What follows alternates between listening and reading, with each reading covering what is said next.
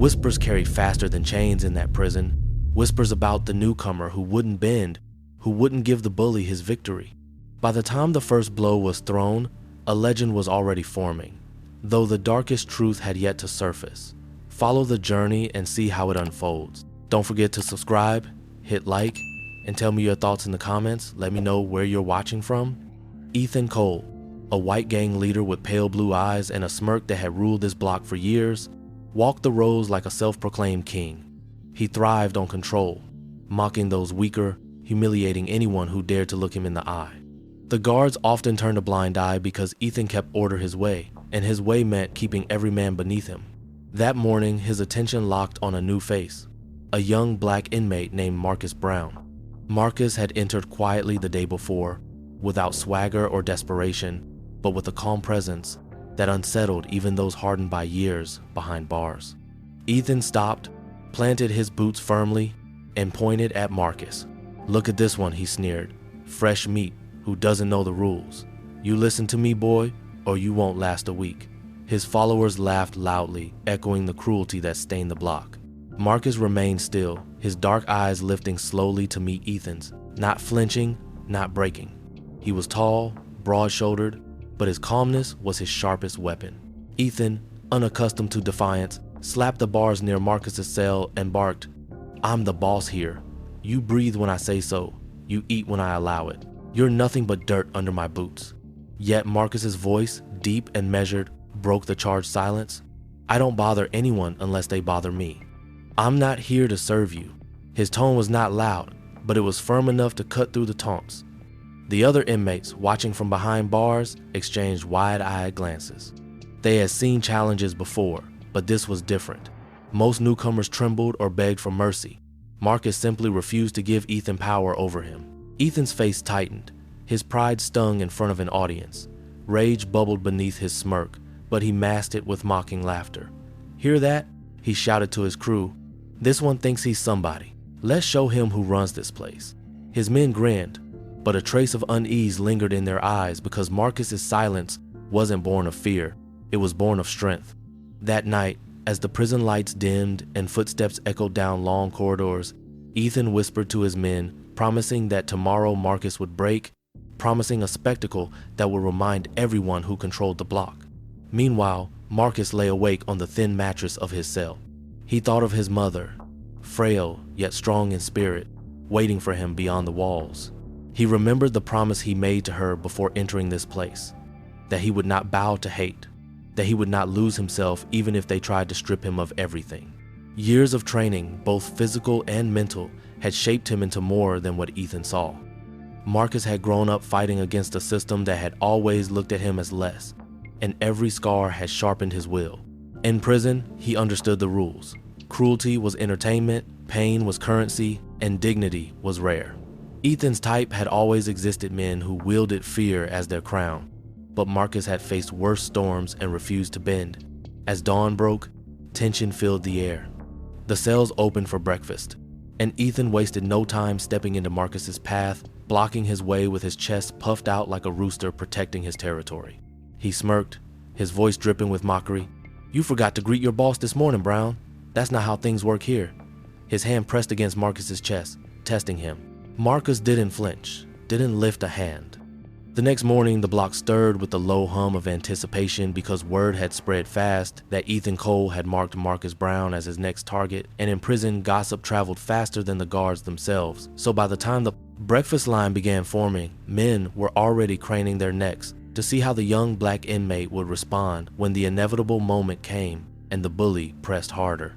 Ethan thrived on audiences. He drew power from the gasps and nervous chuckles of men too afraid to oppose him. And today he planned to humiliate Marcus in front of everyone to erase the bruise left on his ego from the night before. He strutted toward Marcus in the cafeteria. His white gang clustered around him like shadows, their faces eager for violence. Marcus stood in line with his tray, posture relaxed yet alert, his eyes fixed straight ahead as if he hadn't noticed Ethan closing in. Ethan slammed his hand down on the metal counter next to Marcus and barked, "Didn't I tell you to listen when I speak? You think you can just ignore me, boy?" The room fell silent, except for the rattling of trays, everyone waiting for Marcus's reaction. Marcus finally turned his head, his calm gaze locking onto Ethan's. "I don't answer to you," he said evenly, his voice low but carrying through the room like a strike of thunder. A murmur rippled among the prisoners. Ethan's jaw tightened and he shoved Marcus hard in the chest, expecting him to stumble back, but Marcus barely shifted, his body rooted like stone. That tiny detail enraged Ethan more than an insult could. "You want to play tough?" Ethan sneered, his fists curling. "I'll break you right here." He swung suddenly, a heavy right hook meant to crash into Marcus's jaw, but in less than a breath Marcus moved, tilting his head and letting the punch slice through air. Gasps echoed as Marcus seized Ethan's wrist and with a simple twist forced the gang leader to his knees, the crack of tendons straining loud enough for everyone to hear. For a heartbeat, the cafeteria froze, no one believing what their eyes showed them. Ethan, the king of the block, forced down by the quiet new inmate who hadn't even raised his voice. Ethan's men surged forward, but Marcus released his grip and stepped back, his expression unreadable. "I won't fight unless I'm pushed," Marcus said calmly, his words like a warning carried in steel. Ethan staggered to his feet, his pride burning hotter than the pain in his wrist, and screamed, "You'll regret that, Brown!" "Nobody embarrasses me and lives easy in here." The guards finally intervened, barking orders and forcing separation, but their eyes lingered on Marcus with a new awareness because they had seen how quickly he neutralized Ethan without chaos or blood. As the men were herded back to their tables, the block buzzed with whispers. Some looked at Marcus with awe, others with fear, and some with a glimmer of hope that perhaps Ethan's reign of terror had finally found a wall it could not climb. Marcus sat quietly with his tray, eating as though nothing had happened, but inside he felt the shift. He had not wanted this confrontation, but now there was no turning back. Ethan would not stop until he regained control, and the Jensen family, who controlled the fights from outside, would hear about this and decide Marcus could be useful for their games. Marcus's calm defiance had opened a door that could not be closed. In the yard later that day, Ethan's men surrounded him, whispering about plans and vengeance. Ethan nursed his wrist, but his eyes burned with hatred. "He thinks he's strong, but I'll make him bleed in front of everyone. We'll put him in the pit and let him fight for his life. And when he's broken, I'll finish what I started." The cafeteria incident spread like wildfire through the prison, and by evening, even the guards spoke in low tones about how Marcus Brown, the new black inmate, had turned Ethan Cole into a fool without throwing a single wild punch. Ethan's pride burned hotter than ever, but what mattered more was that people had seen him bleed metaphorically, and in a world where fear was the only currency, that weakness demanded repayment. Ethan limped into the back corner of the yard where his closest lieutenants gathered, men with tattoos inked deep into pale skin, their eyes restless. He hissed at them, "We can't let this stand. The block thinks he's untouchable, but he's not. He's just another body waiting to be broken." One of his men leaned closer and whispered, "We can't do it in the open. Too many eyes on him now. The warden's already asking questions." Ethan snarled, "Then we go higher. The Jensen family won't like hearing that some black punk is embarrassing us." The Jensens were a powerful white family with long arms in politics and crime, and they treated the prison like a playground for their bets and blood games. By nightfall, a message had already been delivered. Marcus was to be kept alive but used as a fighter in the underground gambling matches that filled the Jensen coffers. Ethan hated it because he wanted Marcus dead immediately, but orders from the outside were not suggestions. The next day, the warden called Ethan into his office, a dark room with blinds drawn tight against the sunlight. The warden, a thin man with slicked back hair and pale fingers drumming on the desk, spoke quietly but firmly. "The Jensens have spoken. The brown boy has potential. He's strong, disciplined. They want him in the ring. You'll make sure he fights. You'll make sure he bleeds. And when he's outlived his usefulness, then you can bury him." Ethan's jaw clenched, his pride wounded again, but he forced a nod. "And if he refuses?" The warden smirked. "He won't refuse. Everyone here learns their role." Meanwhile, Marcus sensed the shift. Guards began watching him differently, not with suspicion alone, but with a strange interest, as if they were measuring him for something more. At chow line, a guard leaned down and muttered, "Hope you're ready, Brown. Big show coming." Marcus ate in silence, but inside his chest tightened. He knew about the fights, every inmate did. Men were dragged into the pits beneath the prison, forced to fight until they could no longer stand, while wealthy men placed bets and laughed at the blood spilled. Marcus had hoped to keep his head low, serve his time, and return to his mother. But Ethan had shattered that plan by drawing attention. Now, the Jensens had marked him as their new attraction. In the yard that afternoon, Ethan approached with a smug grin that barely concealed his bitterness. "Congratulations," he sneered. "You're about to be a star. They think you're strong, so you'll fight for their money. But don't fool yourself, Brown. You're not free. You're their dog now, same as the rest." Marcus looked at him calmly and replied, "I'm nobody's dog." Ethan's grin widened, though his eyes flickered with anger. "We'll see how long that pride lasts when they chain your feet and throw you in the ring." That night, Marcus lay awake, the sounds of distant shouts echoing from other blocks, his mind heavy with the weight of inevitability. He remembered the discipline his father once taught him before the man's sudden death, discipline rooted in dignity and restraint. His father's words rang in his ears. "Strength is not about striking first.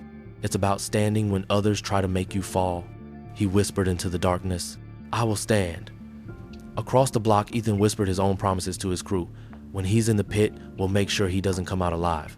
The cold air of the prison basement carried the smell of sweat, iron, and dried blood as Marcus Brown was shoved forward by two guards whose faces betrayed no emotion but whose eyes lingered on him with curiosity because they knew he was not like the others who had been dragged into the underground pit before.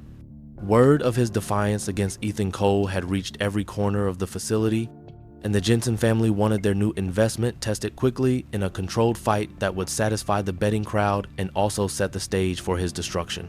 Marcus walked with steady steps, his wrists free, but his ankles bound by iron cuffs that rattled against the concrete floor, deliberately designed to cripple his movement and guarantee a disadvantage. He understood the trick immediately and recognized it as Ethan's influence, a petty but dangerous attempt to tilt the scales. As the crowd of prisoners pressed against the bars above, shouting and jeering, Marcus stood silently in the center of the cage, his eyes scanning every detail, memorizing distances, angles, and the position of his opponent who now emerged from the opposite side. His opponent was a broad, white inmate named Carl Mendez, a man built like a bull with scars carved deep across his face, someone who had already killed once inside the pit and carried himself with the arrogance of one who thought victory inevitable. Ethan watched from the shadows, his arm in a sling from the injury Marcus had caused, his lips curling into a cruel smile as he whispered to his men, "This is it. He won't walk away this time." The referee, another inmate working for scraps of freedom, barked the start, and Carl charged forward with the fury of a predator. The shackles around Marcus's ankles clanged as he shifted to the side, narrowly avoiding the first swing, his mind already calculating how to compensate for restricted movement. Every technique he had learned in years of training demanded balance and footwork, yet here he was forced to fight like a tree rooted to the ground. Still, Marcus adjusted, his body bending low, his fists sharp and controlled, striking Carl's ribs with precision. The crowd roared as Carl grunted in pain but swung again with heavier force, grazing Marcus's shoulder. The clash was brutal, each hit reverberating through the cage, but Marcus's calm never wavered. He remembered his father's words, remembered the quiet strength his mother prayed for, and with every block and counter he carved a rhythm of survival. Above the pit, Anna Whitmore, a wealthy businesswoman with ties to the Jensen gambling ring, leaned forward in fascination. She had come expecting to watch a quick slaughter, but what she saw instead was a man shackled and still capable of dismantling a killer with strategy rather than brute force. She whispered to her companion, "This one is different. He has discipline. He has control. He can be more than just a spectacle." Her eyes shone with interest, not just financial but personal, and Ethan noticed her attention with a tightening in his jaw. The fight reached its peak when Carl, enraged by his inability to dominate, lunged recklessly, leaving his ribs exposed. Marcus twisted his upper body with fluid grace despite the chains on his feet, and delivered a devastating strike to Carl's side, followed by a precise uppercut that sent the larger man crashing to the ground. The crowd erupted in chaos, some cheering, some cursing, and Ethan's face turned pale with fury. Marcus stood over his fallen opponent, chest heaving, eyes steady, refusing to celebrate because for him, this was not victory, it was survival. The referee hesitated before raising Marcus's arm, knowing that defying the Jensens could cost him, but the roar of the crowd made the choice inevitable. Anna smiled, her decision already made. She turned to the warden and said, I want him. Whatever the cost, he fights for me now."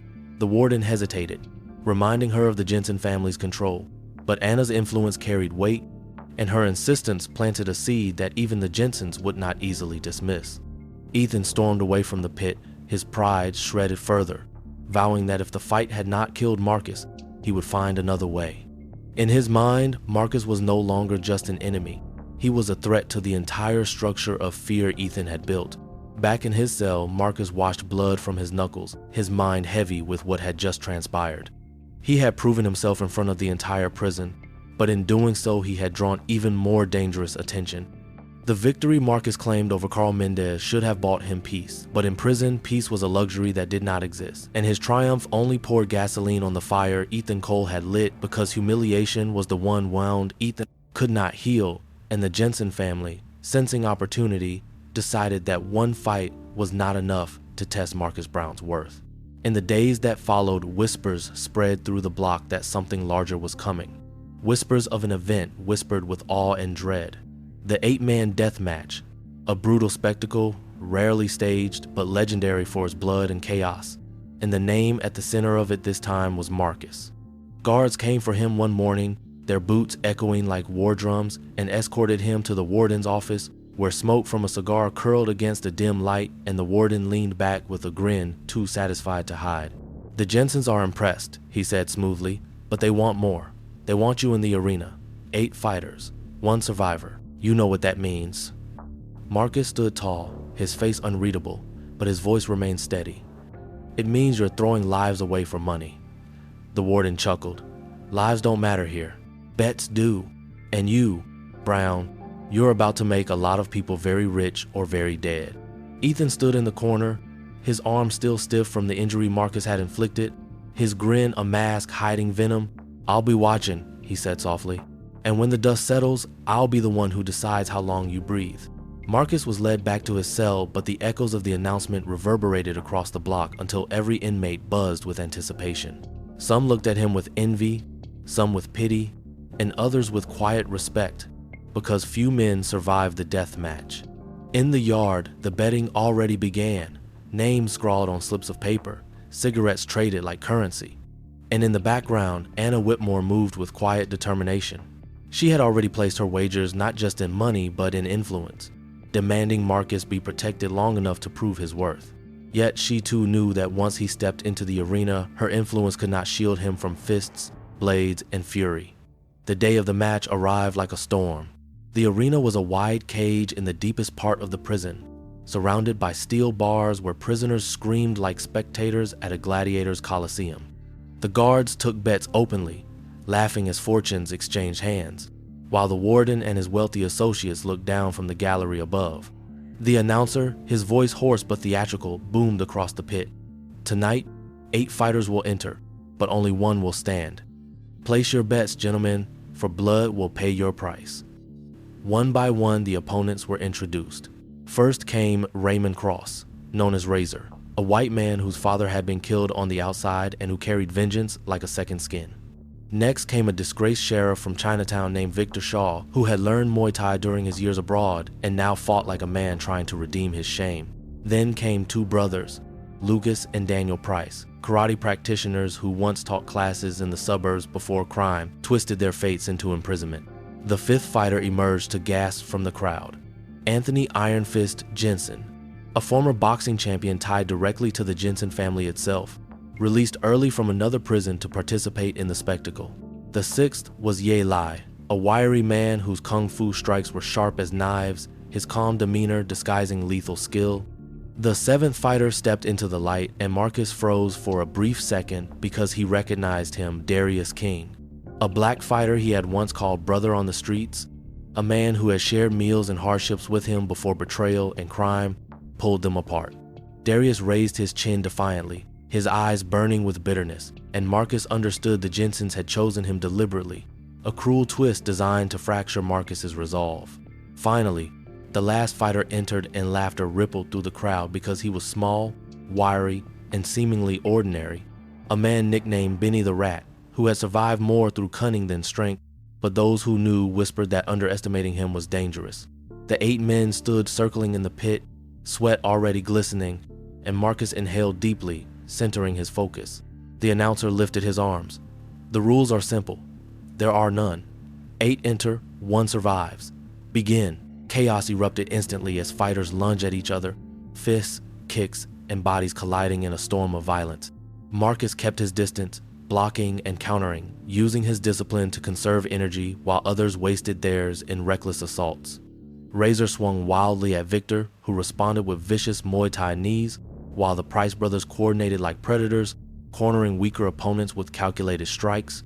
Anthony Jensen moved with trained precision, his boxing footwork cutting through opponents as though he were in a professional ring, while Ye Lai flowed like water, slipping through blows and delivering sharp counters.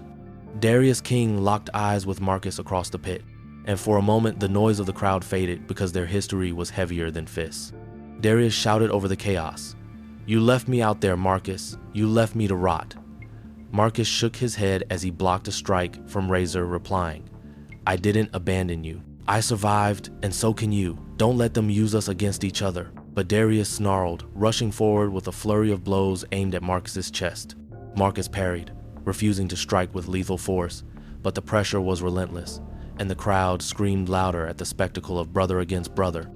The arena shook with the thunder of fists and boots as the death match raged on, blood splattering across the dirt floor and cries of rage echoing against the steel bars that held back hundreds of screaming inmates, their voices merging into one savage chorus demanding more violence.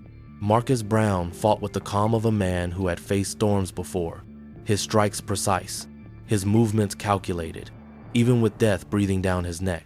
He had already knocked down Razor with a crushing elbow and deflected a coordinated assault from the Price brothers, leaving one of them gasping on the ground. But the greatest weight pressed against his heart as he locked eyes with Darius King, the former friend who now fought him with bitterness and fury, swinging like every punch was a blade meant to cut through years of pain. Marcus blocked, countered, but refused to strike killing blows, whispering through clenched teeth, "You're not my enemy, Darius. Don't let them make you one." Darius spat back, his fists hammering like iron. "You left me. You survived and left me to rot. I hate you, Marcus." The crowd roared louder at the sight of black man against black man, the cruelty of the spectacle twisting deeper as Ethan Cole leaned over the railing with a grin that glowed like poison. Suddenly, from the corner of the pit, a limping fighter stumbled forward, his body thin, his face battered but familiar in ways Marcus's heart could not ignore. The announcer had called him Benny the Rat when he entered, dismissing him as comic relief. But now, under the dim lights, Marcus's eyes widened because the limp, the scar across the cheek, the voice crying out, "Brother," cut deeper than any strike. The man collapsed against the cage wall, coughing blood, and Marcus realized with horror that it was his younger brother, David Brown, whom he had not seen in years, a brother he thought lost to the streets.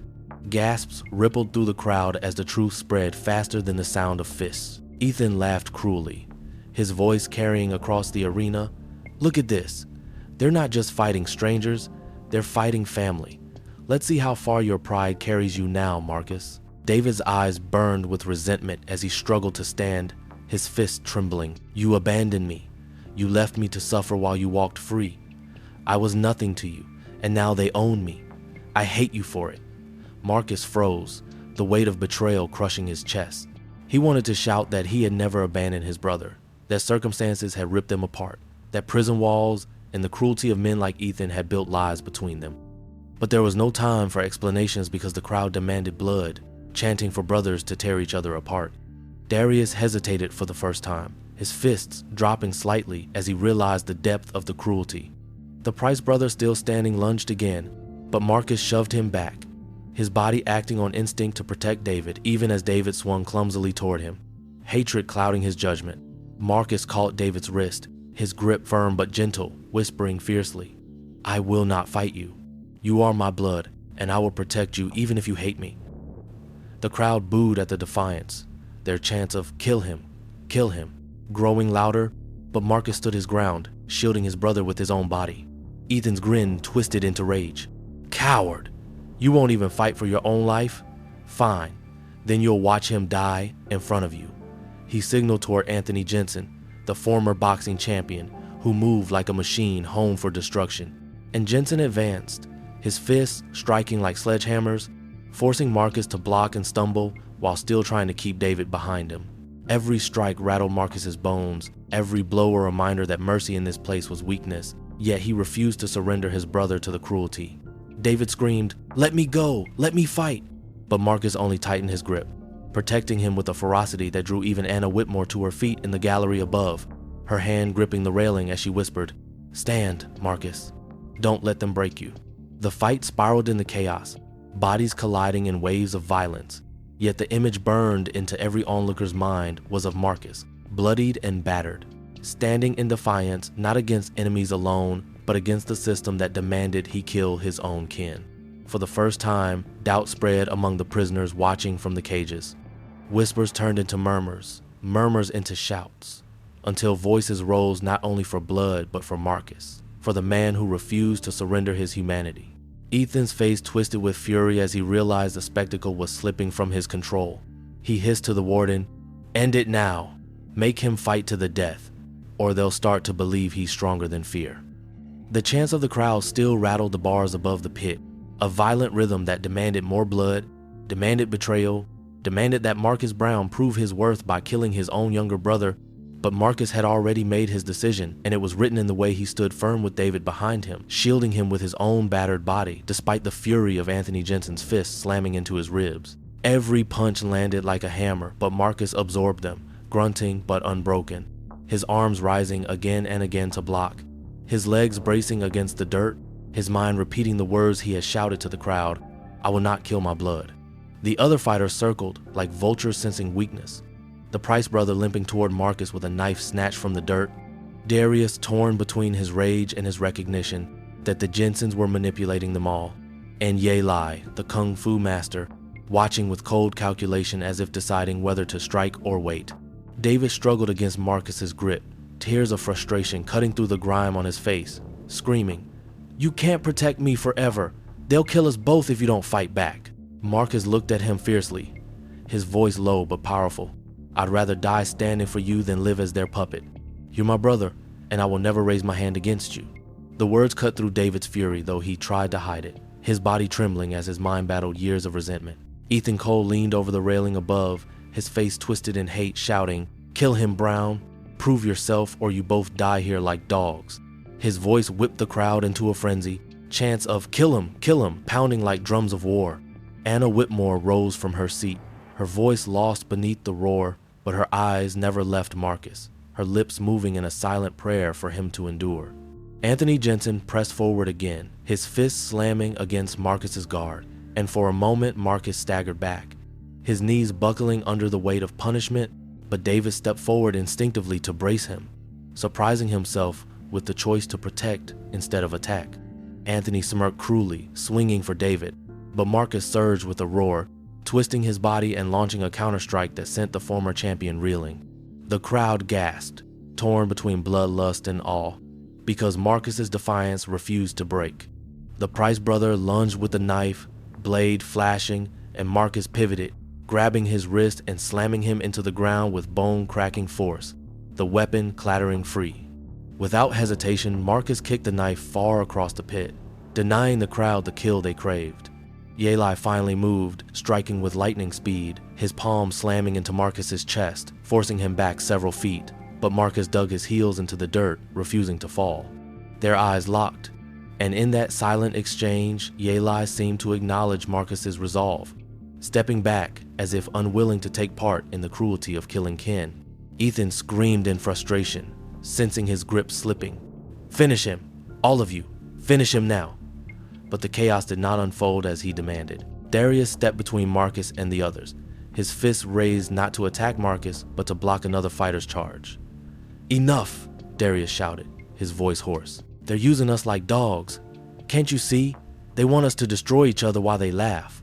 The crowd hesitated, voices faltering, as doubt spread like a crack in the walls. For the first time in years, the spectacle was no longer pure entertainment. It had become a stage for rebellion. Marcus seized the moment, raising his bloody face toward the gallery and shouting, "You think you own us, but you don't. I will not kill my brother, I will not bow to your hate, and every man here has the same choice. You can be their slaves, or you can stand free." His words thundered through the arena, louder than the chants of death, and prisoners in the cages above began pounding the bars, some chanting his name instead of blood. Ethan's face twisted in horror as he realized the power shifting, and he shouted at the guards, "Stop this! End it now! Don't let him win them over!" Guards surged toward the pit, batons raised, but the fighters themselves hesitated, caught between orders and the undeniable pull of Marcus's courage. David, still trembling, looked at his brother with new eyes, whispering, "You die for me? After everything?" Marcus nodded, his breath ragged. "Always. You're my blood, and no chain, no man, no prison can change that." The pit had turned into a storm of chaos, but within that storm, Marcus Brown stood as its center, blood dripping from his mouth, ribs bruised from Anthony Jensen's relentless fists, yet his spirit unshaken as he held his brother David behind him and stared down the men who were supposed to kill him. Ethan Cole, watching from above with eyes like knives, realized the crowd's energy had shifted, realized Marcus's refusal to betray his brother had begun to turn defiance into admiration, and that was more dangerous than any punch. The Jensen family had built their empire on control through fear, and if Marcus cracked that control, everything Ethan thrived on would crumble. That was why he gestured urgently to the guards and whispered to the warden with venom dripping from his tongue, "Send in Horse Killer now." And this before he turns them. Moments later, the cage gate screeched open and a massive figure entered. A man known only as Horse Killer, the Jensen family's enforcer, a shadow they kept hidden for fights that demanded brutality beyond ordinary men. His body was covered in scars, his hands like slabs of stone, his eyes devoid of pity. The crowd erupted with bloodlust again, sensing new violence, and Ethan smirked with cruel delight. Marcus straightened his posture, though exhaustion weighed on him, his chest heaving, his mind whispering reminders of his father's words, his mother's prayers, and his own vow never to bow. Horse Killer wasted no time, charging with an animalistic roar, his fists swinging with deadly precision, his strikes crashing against Marcus's guard with the force of a hammer smashing steel. Marcus staggered, his bones screaming under the pressure, yet each time he fell back, he rose again, refusing to let the enforcer through to David. The ground shook as Horse Killer lifted Marcus and slammed him into the dirt, dust rising, the crowd roaring, and for a terrifying moment Marcus could not breathe, the world spinning in pain and shadows. David screamed his name, clawing against the cage wall as if his hands could tear through steel. But Marcus's will ignited, his body fueled by defiance, and with a roar he twisted free, driving his elbow into Horse Killer's jaw and staggering the giant for the first time. The crowd gasped at the impossible, and Ethan's smirk faltered. Horse Killer shook his head, rage boiling, and charged again, fists like thunder. But Marcus's training, years of discipline forged in pain, guided him. He sidestepped, redirected, and with a series of precise strikes to the ribs and throat, he brought the giant to one knee. With one final strike to the temple, Horse Killer collapsed, his body convulsing in the dirt before going still. The crowd exploded, their chants no longer uniform, some calling for blood, others roaring Marcus's name, the balance of power cracking further. But before Marcus could even draw breath, Horse Killer's rasping voice croaked from the ground, words like poison in the silence. "Your father's death wasn't an accident. The Jensens ordered it. He stood against them, and they made sure he never stood again." The words echoed louder than the crowd, louder than the guards' batons slamming against bars, louder than Ethan's curses. Marcus froze, his blood running cold, his chest tightening with a grief that flared into fury. His father, the man who had taught him discipline, who had given him the words he carried like armor, had not died by chance or fate. He had been murdered, and the same family that now tried to break Marcus had orchestrated it. Marcus looked up at the gallery, his eyes locking on the warden and the smug faces of the Jensen associates, and for the first time, pure fire burned in his gaze. He shouted, his voice carrying through the arena, "You killed my father, you broke my family for your greed, and now you want to make me your dog? No, I will never bow to you. You can chain me, you can beat me, but you will never own me." The prisoners erupted in thunderous roars, fists slamming bars, voices chanting his name louder and louder, and even fighters who moments ago sought his blood now hesitated, their resolve shaken by the revelation. David's eyes filled with tears, his anger dissolving into grief as he whispered, "Brother, all this time, it wasn't you who abandoned me. It was them. Ethan screamed with fury, realizing the truth had slipped free, realizing Marcus had become not just a fighter but a symbol of justice against their corruption. He turned to the warden and hissed, "Kill him now before he tears down everything." Guards surged toward the pit, rifles raised, but Anna Whitmore stepped into their path above, her voice sharp and commanding. "No one touches him. He fights under my protection." The revelation of Horsekiller's dying words still rang in Marcus Brown's ears as the arena boiled with chaos. Prisoners pounding on the bars above, voices split between bloodlust and newfound loyalty, guards shouting orders they could no longer enforce, and Ethan Cole screaming for Marcus's death while the Jensen family looked on with faces twisted in rage. Marcus stood over Horsekiller's broken body, his chest heaving, blood dripping from cuts across his face, but his mind sharper than ever, because the truth had been revealed. His father's death was no accident. It had been ordered, orchestrated, and carried out by the same men who now demanded his humiliation. That knowledge turned every wound into fuel, every bruise into fire, every drop of blood into defiance. David clung to his arm, shaking from exhaustion, whispering in disbelief.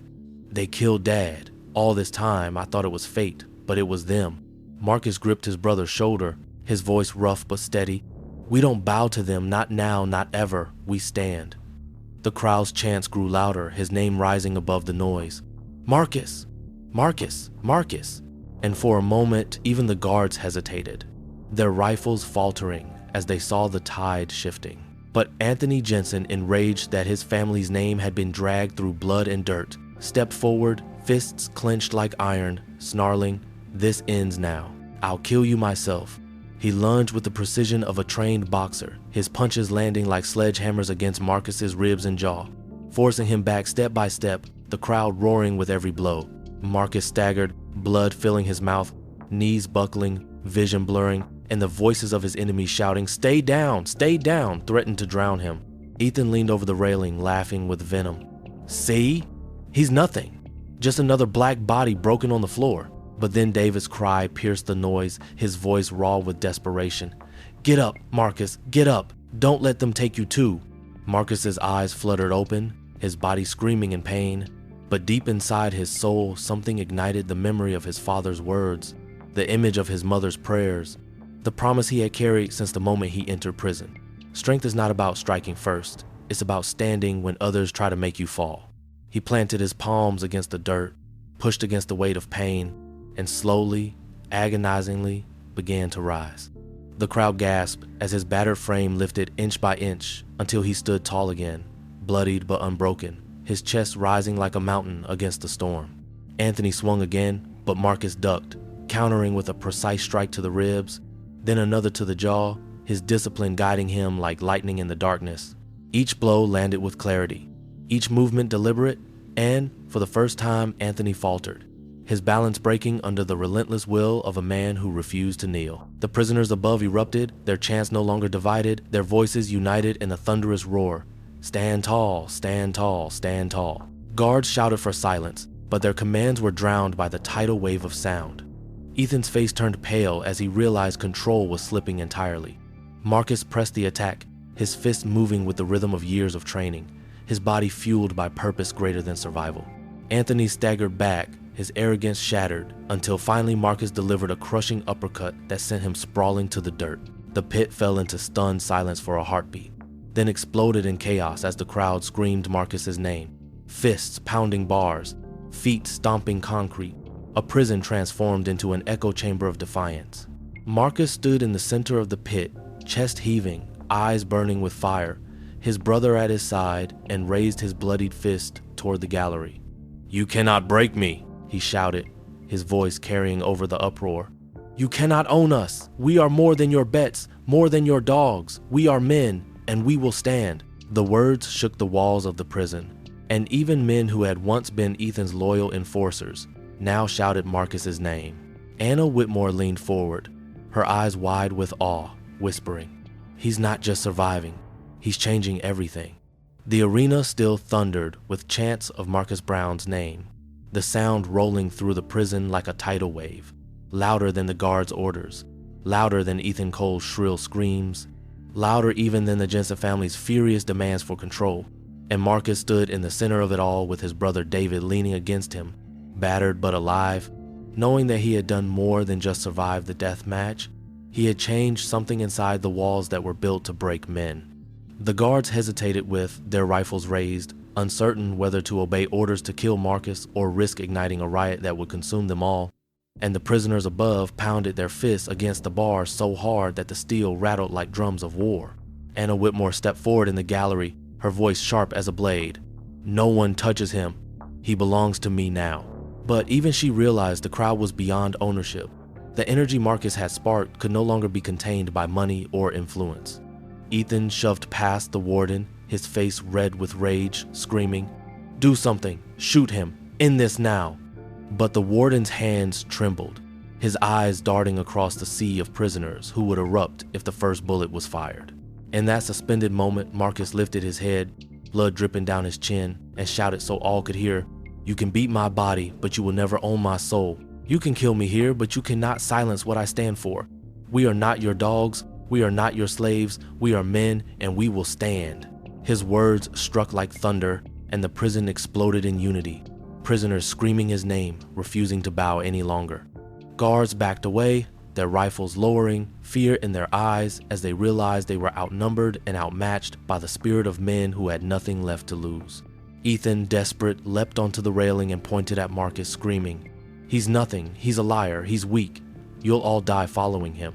But the crowd drowned him out with chants of Marcus's name, and for the first time in years, Ethan Cole's voice carried no weight. Anna leaned toward the warden and hissed, "If you want to live, let him go." And the warden, sweat pouring down his face, gave the order for the guards to pull back.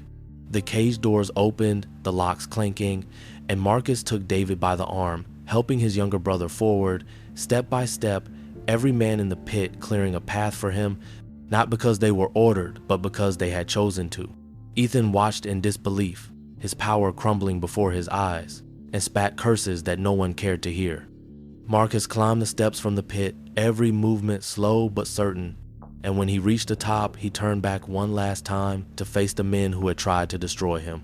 His voice carried steady and strong. "You wanted to break me, but you made me stronger. You wanted me to bow, but I taught them to stand.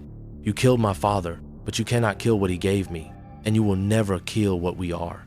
Then he turned, guiding David out of the arena, the guards parting as if compelled by something greater than fear, and the prisoners roared louder than ever, their voices echoing long after the brothers disappeared into the corridors.